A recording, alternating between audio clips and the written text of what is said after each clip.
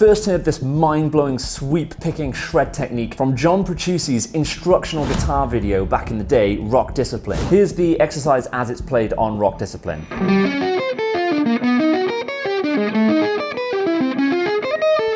4 upstrokes, 4 downstrokes, totally chromatic, just diagonal lines. Now it's just an exercise, but when it's played really fast and clean, it actually sounds pretty cool.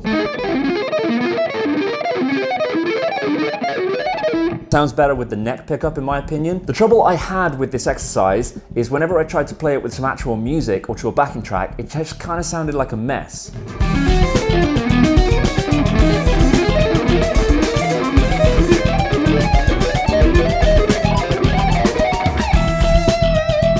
I started falling back on more typical generic sweep picking techniques like this one.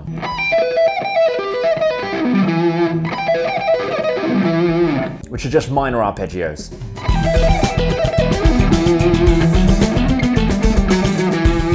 The only trouble is, every shred guitar player and their dog were playing these same arpeggios. Over the next few years, I started hearing solos like this Freak Kitchen one right here, Heroin Breakfast. And then I heard John Petrucci playing solos like this in Beyond This Life.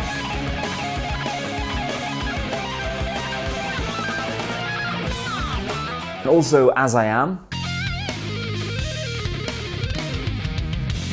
which inspired me to finally figure out how to make these 4 up, 4 down sweep arpeggios actually work in a musical context. I've spent some time figuring out the theory behind what will make these fit into any solo, and I'm going to share that with you now so that you don't have to go through those same steps. There are 3 different shapes, and the first shape is from the Heroin Breakfast solo.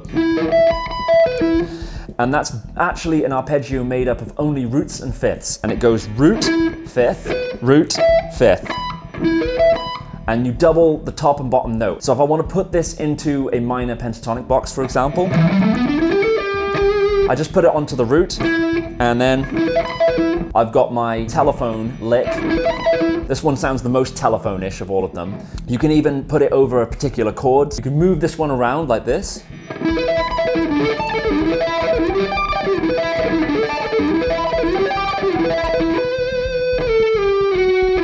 And then the next part is a dominant 7 arpeggio. And I'm rooting it in the same place because we're in E. I'm the 14th fret of the D string, which is the root, which is an E. And then that's the bottom note. And then the next note up is a major 3rd. And then I've got the 5th. And then a minor 7th at the top. So you've got a dominant chord.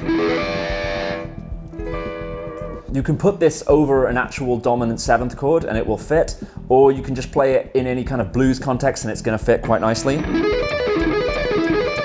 And John Petrucci does this chromatic thing with it. He actually goes...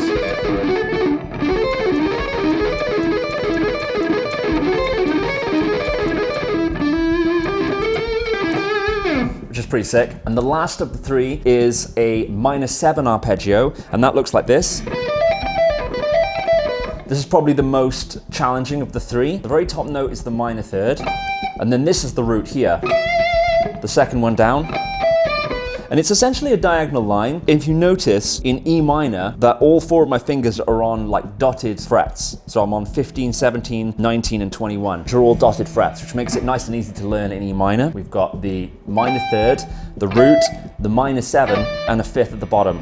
The way that I think about getting this to fit into a minor pentatonic box is if I've got my E minor here.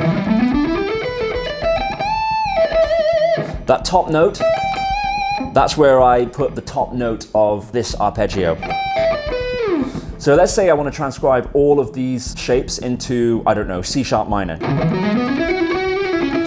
This is actually very easy to do. So firstly, so here's the root, so I can put my Heroin Breakfast arpeggio first. And then my dominant arpeggio, Beyond This Life.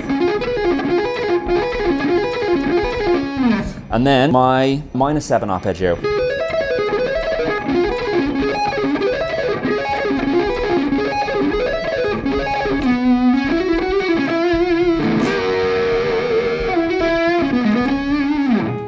Shred techniques like this are a lot of fun, inspire some younger players and get some pupils, and wow an audience. However, shredding on guitar is 10 times more impressive if it's in the context of more musical and melodic playing. Alongside working on shred techniques, how do we also put time and effort into becoming more musical and more melodic? Click this video next and I'm going to show you a method that 99% of guitar players don't know about, don't practice, which is going to supercharge your phrasing and melodic playing.